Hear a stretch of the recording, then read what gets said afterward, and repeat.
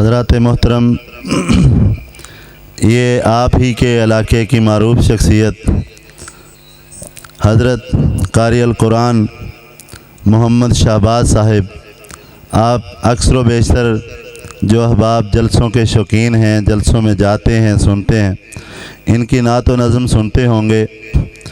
اللہ پاک ان کے علم و عمل میں اضافہ فرمائے اور اللہ رب العالمین مزید ان کو اسی طرح دین کی خدمات کرنے کی توفیق عطا فرمائے۔ اب میں خطبہ صدارت کے لیے دعوت سخن دیتا ہوں سہیوال شہر کے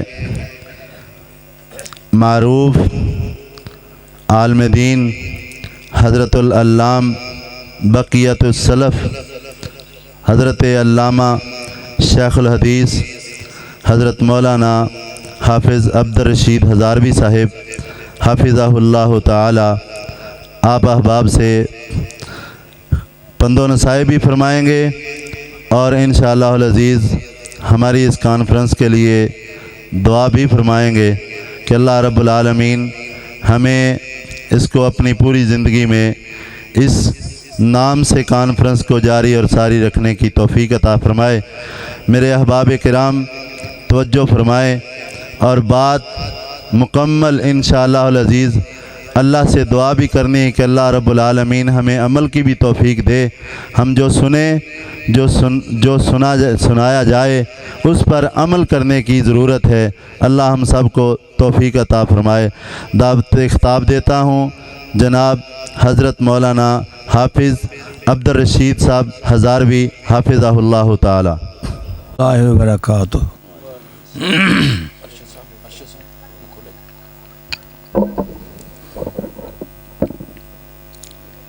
الحمد للہ نحمدہ ونستعینہ ونستغفرہ ونؤمن بہ ونتوکل علیہ ونعوذ باللہ من شرور انفسنا ومن سیئات اعمالنا من یہدہ اللہ فلا مضل لہ ومن یضللہ فلا ہادی لہ واشہد ان لا الہ الا اللہ وحدہ لا شریک لہ واشہد ان محمدا صلی اللہ علیہ وسلم عبدہ ورسولہ۔ اما بعد فإن خیر الحدیث کتاب اللہ وخیر الہدی ہدی محمد صلی اللہ علیہ وسلم وشر الامور محدثاتها وکل محدثۃ بدعہ وکل بدعۃ ضلالہ وکل ضلالۃ فی النار۔ فاعوذ باللہ السمیع العلیم من الشیطان الرجیم، بسم اللہ الرحمن الرحیم۔ قل ان کنتم تحبون اللہ فاتبعونی یحببکم اللہ ویغفر لکم ذنوبکم ومن یطع اللہ ورسولہ فقد فاز فوزا عظیما۔ حضرات،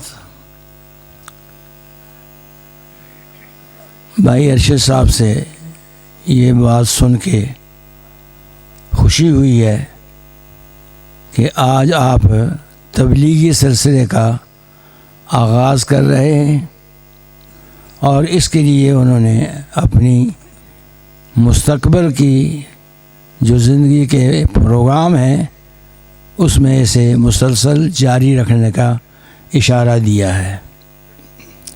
کام وہی اللہ کو پسند ہے جو ہمیشہ کیا جائے۔ حدیث مبارکہ کے یہ الفاظ ہمارے یہ علماء پڑھتے پڑھاتے رہتے ہیں، احب الاعمال الی اللہ ادومها وان قل۔ اللہ کو وہ کام بہت پسند ہے جو ہمیشہ کیا جائے، خواہ تھوڑا ہی کیوں نہ ہو۔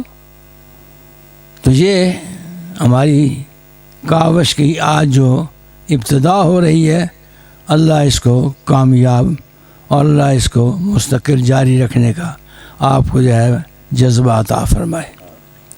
بھائیو، بات یہ ہے کہ ہمارے بھائی مولانا ارشد صاحب جامعہ سلفیہ میں مکمل تعلیم حاصل کی انہوں نے، اور اس تعلیم کے ہی اثرات ہیں کہ آج آپ کے سامنے انہوں نے اپنے قائدین میں سے کچھ علماء کو اور قریب ترین شہر سہیوال سے کچھ احباب کو دعوت دی ہے کہ چلو دین کی کوئی بات سنا جاؤ۔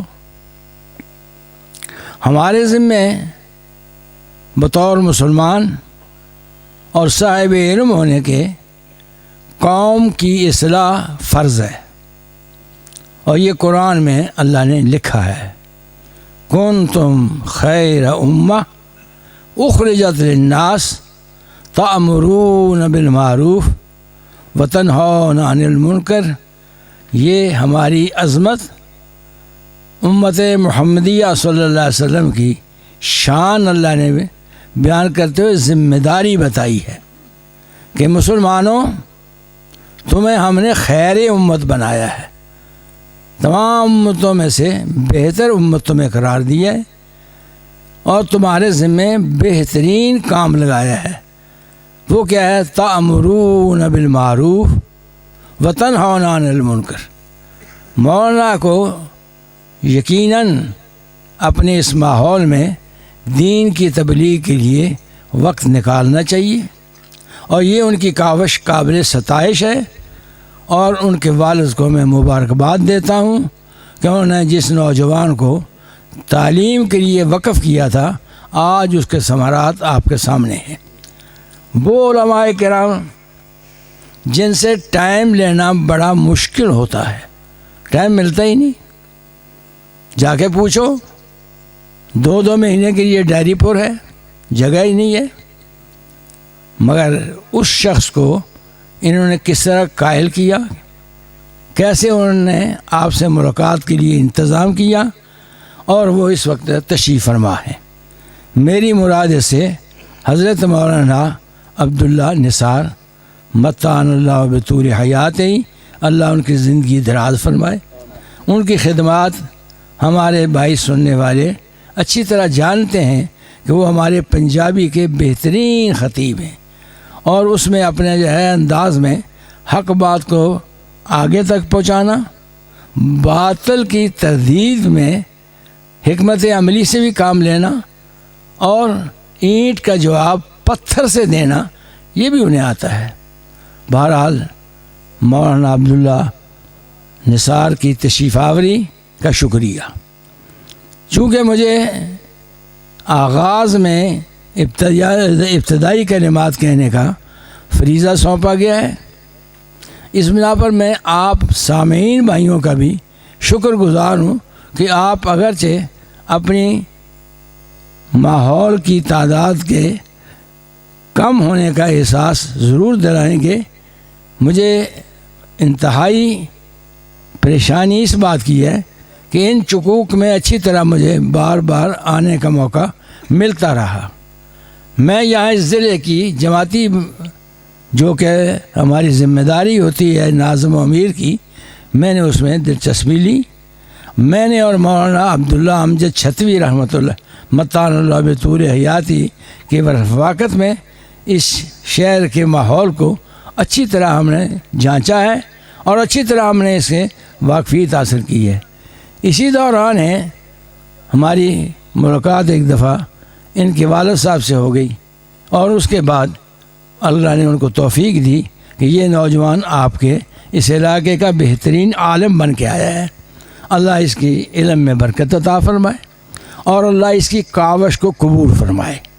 انہوں نے خود ہی ذکر کیا تھا پہلے کہ کام جب تک اللہ کے ہاں مقبول نہ ہو، خواہ کتنا اونچا کام کیوں نہ ہو، بیکار۔ اس سلسلے میں ہمیں آج کچھ سوچنا ہے۔ جو مسائل سنیں ان میں ہم نے اپنے دل و دماغ میں یہ بات بٹھانی ہے کہ آیا میرا اس پہ عمل ہے؟ عمل ہے تو خوش ہو جاؤ، اور اگر عمل نہیں ہے تو سننے کے بعد ذمہ داری یہ ہے کہ اس پر عمل شروع کر دو، تاکہ ہماری آخرت سدھر جائے۔ دنیا آج بھی فانی، کل بھی فانی، دنیا کسی کا ساتھ نہیں دیتی۔ بڑی بڑی عظیم شخصیات، علم کے پہاڑ اس دنیا میں تشریف لائے، مگر آخر وہ سورج اور چاند دنیا میں غروب ہوتے ہوئے نظر آئے۔ یہ کوئی نہیں کہہ سکتا کہ میں اپنی زندگی کا جو ہے بہت بڑا محافظ بنوں گا، علاج کرتا رہوں گا، پرہیز کرتا رہوں گا تو میری لمبی زندگی ہو جائے گی، یہ کچھ نہیں۔ بہرحال ابتدائی کلمات کے تحت چند خیر خواہی کی باتوں کے طور پر میں نے جو آیت کریمہ پڑھی اس کا ترجمہ میرے فرائض میں ہے، میں آپ تک پہنچا دوں۔ اللہ نے قرآن میں اعلان کیا ہے، قُلْ إِن كُنتُمْ تُحِبُّونَ اللَّهَ، اے نبی ان لوگوں سے کہو یہ سوچیں کیا تمہارا اللہ سے پیار ہے؟ اگر اللہ سے پیار ہے نا، فَاتَّبِعُونِی، پھر تمہیں حضرت محمد رسول اللہ کی تابعداری کرنی ہوگی۔ قرآن نبی کی اتباع پر، نبی کی اطاعت پر کس قدر واضح الفاظ میں فیصلے سنا چکا ہے، وہاں تو یہاں بھی آ چکا ہے، وَمَن یُطِعِ الرَّسُولَ فَقَدْ اطاع اللہ۔ اس اللہ کے نبی حضرت محمد صلی اللہ علیہ وسلم کی اطاعت کرنے والا خوش ہو جائے کہ وہ اللہ کا فرما بردار بن گیا، اور اللہ کی فرما برداری نبی کی اتباع کے ساتھ وابستہ ہے۔ جب تک نبی کی بات نہ مانو گے تو آپ کی وہ عبادات ساری کی ساری بیکار جائیں گی۔ اس بنا پر ہمارے مسلمان ہونے کے ساتھ ساتھ ہماری جو ہے اصلاح جو ضروری ہے، میں اس کے لیے تھوڑی سی آپ کو زحمت دوں گا۔ آپ امید ہے کہ اس بات کو سوچ کے اس پر عمل کی کوشش کرنے کی جو ہے آپ توجہ دیں گے۔ صورت حال یہ ہے کہ حضرت محمد رسول اللہ صلی اللہ علیہ وسلم کا یہ فیصلہ ہے، کلکم راعٍ وکلکم مسئول عن رعیتہ، امت کے تمام افراد اللہ کے ہاں جواب دہ ہیں، باپ اپنی جگہ، ماں اپنی جگہ، بیٹے اپنی جگہ، ملازم اپنی جگہ، اور اس کے ساتھ ملک کے حکمران کی آخری سیڑھی تک سب ذمہ دار ہیں کہ تم نے دین کے بارے میں لوگوں کو اپنے ساتھ لے کے کیا کچھ خدمات انجام دی ہیں۔ اس خدمت میں ایک بات میں آپ کو یاد دلاؤں گا، آپ امید ہے میری تائید کریں گے۔ میری اپنی دانش کے مطابق اللہ کی عبادت میں سے سب سے بڑی اہم عبادت جس کا تعلق سوا اللہ کے کسی سے نہیں ہے، عبادت اللہ کی اور اس کے ساتھ کسی اور کا تعلق نہیں ہے، اس کو کہتے ہیں نماز۔ میرے لفظ نماز کہنے پر ہی آپ اپنے اپنے گھروں تک چلے جائیے، اپنی اولاد، اپنے جو ہے ملازمین اور اپنے جو ہے ملنے والے دوست احباب، ان پر نظر دوڑائیے کہ ان لوگوں میں سے کتنے لوگ ایسے ہیں جو جنت کی بہاروں میں جانے کے لیے تیار ہیں، اور کتنے ایسے ہیں جو جہنم کے لاوے کے اندر چھلانگیں لگا رہے ہیں۔ اللہ اکبر!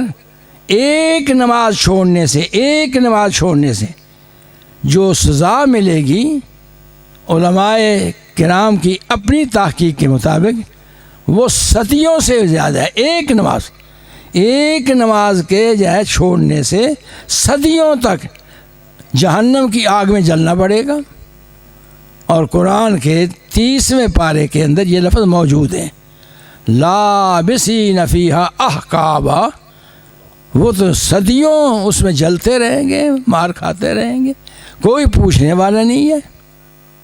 آپ ذرا اس کا تھوڑا سا اندازہ دوسرے انداز پہ بھی لگائیے۔ ہماری دشمنی ہے شیطان سے، اور قرآن اس کا اعلان کرتا ہے۔ اللہ کہتے ہیں لوگوں، ان الشیطان لکم عدو فاتخذوہ عدوا. کیا ہو گیا اس کو؟ ٹائم تو نہیں آ گیا؟ ہاں جی اس کا ٹائم ہو گیا، جنریٹر چلتا ہے جی بس ابھی اچھا 2 لمحے.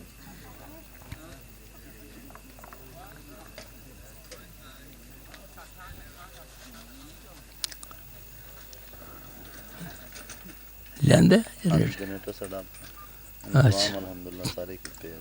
اچھا اچھا. انہوں نے اتنا کر شیطان اللہ کا سب سے بڑا باغی اور مسلمانوں کا دشمن ہے، اور وہ ایک سجدے کے انکار پر جہنمی بن گیا. ایک سجدہ. میرے اور آپ کے ذمے ہر روز 34 سجدے فرض ہیں. 34 30 سے 4 اوپر 34 سجدے ہر مسلمان پر اللہ نے فرض کیے. سنتوں کو علاوہ، نفلوں کے علاوہ، باقی تمام جو ہے فرضی یا نفلی عبادت کے علاوہ چھوڑ کے اگر آپ صرف فرضوں کو شمار کریں، ذرا تھوڑا سا غور کر لیں. صبح کی ہم 2 فرض پڑھتے ہیں، سنتیں رہنے دیں. زور کے ہم 4 فرض پڑھتے ہیں، سنتوں کو رہنے دیں. عصر کے ہم 4 فرض پڑھتے ہیں، اور مغرب کے 3، عشاء کے 4. ان سب کو ملا کے دیکھیے، یہ 17 رکعتیں بنتی ہیں، اور ہر رکعت میں 2 سجدے فرض ہیں. ہر رکعت میں 2 سجدے فرض ہم کرتے ہیں. نماز پڑھنے والے بھائی جانتے ہیں. او بھائیو، اپنی اولاد کو جہنم میں جانے سے بچاؤ، اور قرآن کی زبان سے پوچھو. فی جنات یتساءلون عن المجرمین ما سلککم فی سقر. بھائی ادھر جہنم میں تمہیں کیا جرم لے آیا؟ کس جرم کی پاداش میں تم جہنم میں جل رہے ہو؟ تو قرآن نے جہنمیوں کا جواب قرآن میں درج کیا ہے. جنتی پوچھیں گے، جہنمی جواب دیں گے. اور وہ کیا ہے کہ پہلا ہمارا جرم یہ ہے کہ ہم نماز نہیں پڑھتے تھے. اور پھر اس کے بعد جرائم کی ایک فہرست بتائی. نماز نہ پڑھنے سے آدمی جہنم کا ایندھن بنتا ہے، اور نماز پڑھنے سے اللہ کا قرب حاصل ہوتا ہے. رحمت دو عالم صلی اللہ علیہ وسلم سے کسی نے دریافت کیا کہ اللہ کے نبی، رب العالمین کی ذات تو عرش بری پہ ہے، ہم فرش زمین پہ ہیں. اگر کوئی آدمی اللہ کے قرب کا شوقین ہو تو اللہ کا قرب کیسے حاصل ہو ہے؟ فرمایا کہ تو اللہ کا قرب چاہتا ہے نا، فی الصلاۃ فی السجود، نماز پڑھنی شروع کر، اور جب تو سجدے میں جائے گا نا، اس وقت تو صحیح معنی میں اللہ کا مقرب بن جائے گا. جس عبادت کے اس اہم جو ہے موقع کو شریعت نے واضح کیا ہے، ہم نے اس کو کس طرح ضائع کیا؟ یہ ہم اپنے اپنے گھروں، اپنے اپنے ماحول سے اس کا جواب ڈھونڈیں گے. اس بنا پر بھائیوں، میں اپنی بات کو طول نہیں دینا چاہتا، لیکن اس فریضے کی اہمیت آپ کے ذہن میں بٹھانے کے لیے رحمت دو عالم کے چند کلمات اور بھی سناتا ہوں. رحمت دو عالم صلی اللہ علیہ وسلم نے صحابہ کے اندر یہ ذوق پیدا کیا تھا کہ نماز مسلمان کا فریضہ ہے. اگر کوئی نماز نہیں پڑھتا تو بین العبد و بین الکفر ترک الصلاۃ، مسلم اور کافر کا فرق نماز سے پتہ چلتا ہے. اذان ہوئی نہ مسلمان مسجدوں میں جاتے ہیں، غیر مسلم اٹھتے ہی نہیں، پرواہ نہیں کرتے. اسی بات کو صحابہ نے یوں سمجھا کہ ہم کسی آدمی کے ایمان کے بارے میں کوئی فیصلہ کرنے سے پہلے یہ دیکھتے تھے کہ یہ نماز پڑھتا ہے کہ نہیں. رحمت دو عالم صلی اللہ علیہ وسلم کے سامنے ایک آدمی کو منافق کہا گیا. رحمت دو عالم صلی اللہ علیہ وسلم نے پوچھا کیا وہ کلمہ نہیں پڑھتا؟ کہا کلمہ تو پڑھتا ہے. فرمایا سنو، من قال لا الہ الا اللہ مخلصاً، جو شخص خلوص کے ساتھ دل کی گہرائیوں سے دماغ کو اس کے موافق کرتے ہوئے کلمہ توحید پڑھتا ہے، دخل الجنہ، وہ جنت میں جائے گا۔ جب وہ جنتی آدمی ہے تو تم کیوں اس کو منافق کہتے ہو؟ یہ ہمارے ہاں اکثر بیماری ہے، جس کو چاہا کافر بنا دیا، جس کو چاہا مسلمان بنا دیا۔ لیکن شریعت نے معیار رکھا ہے مسلمانوں کے پرکھنے کے لیے کتاب و سنت۔ قرآن ہمارے گھروں میں ہے، احادیث ہمارے علماء کے لائبریریوں میں موجود ہیں، اور بڑے بڑے علماء کو ان کی پوری تفصیلات ازبر ہیں۔ اللہ ہم سب کو عمل کی توفیق عطا فرمائے۔ عمل ہی کی کمزوری ہے، عمل ہی کے لیے ہم دعوت لے کے آئے ہیں، اور عمل ہی ہماری کامیابی کا زینہ ہے۔ قرآن مجید میں ذکر ہے کہ جنتیوں کو جنت کس بات میں پڑے گی؟ تلک الجنت التی اورثتموہا بما کنتم تعملون، تم نے جو اعمال کیے ہیں نا، ان عملوں کی ہی بنا پر تمہیں جنت ملی ہے۔ یعنی اللہ راضی ہو گیا، جنت عطا کر دی، اور جنت اللہ نے بنائی ہی انسانوں کے لیے ہے، مگر کن انسانوں کے لیے؟ جو متقی، پرہیزگار، اللہ کے فرما بردار، شکر گزار ہیں، اور اللہ کا شکرانہ ادا کرنے کے لیے 5 نمازیں ہیں، اور ان نمازوں کے آپس میں فاصلے کے باوجود آپ کا یہ فرمان ہے کہ الصلوات الخمس مکفرات لما بینہن، ایک نماز کے بعد دوسری نماز، اس کے بعد تیسری، پھر چوتھی اور پانچویں۔ فرمایا یہ نمازوں کے پڑھنے ادا کرنے سے آدمی کے گناہ دھلتے ہیں۔ تو میں مزید تفصیل سے میں آپ کو کسی اور بات کی طرف نہیں لے جانا چاہوں گا۔ میری درخواست یہ ہے کہ آج ہم اپنے ذہن میں فیصلہ کر کے اٹھیں کہ ہماری کوشش ہوگی کہ جو ہمارے ملنے والے بھائی ہیں وہ مسجد کی طرف آیا کریں، نماز تو پڑھیں، اپنے بچوں کو نمازی بناؤ، بچیوں کو نمازی بناؤ، بیویوں کو نمازی بناؤ، بہنوں کو نمازی بناؤ، ماں باپ کو نمازی بناؤ، اپنے ملنے والے دوست احباب کی دعوت دو، اور پھر خاص طور پر آپ کے ساتھ دست و بازو بن کے کام کرنے والے ملازمین، ان سب کا اللہ کے ہاں جواب دینا پڑے گا کہ تم خود نماز تو پڑھتے رہے، بچے کو نہیں پڑھائی، بیٹی کو نہیں پڑھائی، ماں کو نہیں کہا، بیوی کو نہیں کہا، ملازم کو نہیں کہا، تو کیوں؟ اس کا جواب ہمارے پاس نہیں ہے۔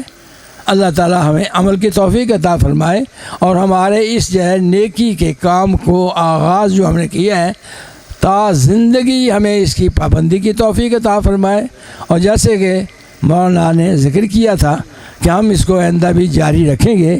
جلسہ اگرچہ پھیلا ہے، مگر جلسے کا اشتہار پھیلنے کے بعد ماحول سے لوگوں کا آنا یقیناً مطلوب ہوتا ہے، اور ان کی طرف سے جواب جو ہمارے سامنے آ رہا ہے یہ ہماری کسی کوتاہی کی نشاندہی کرتا ہے۔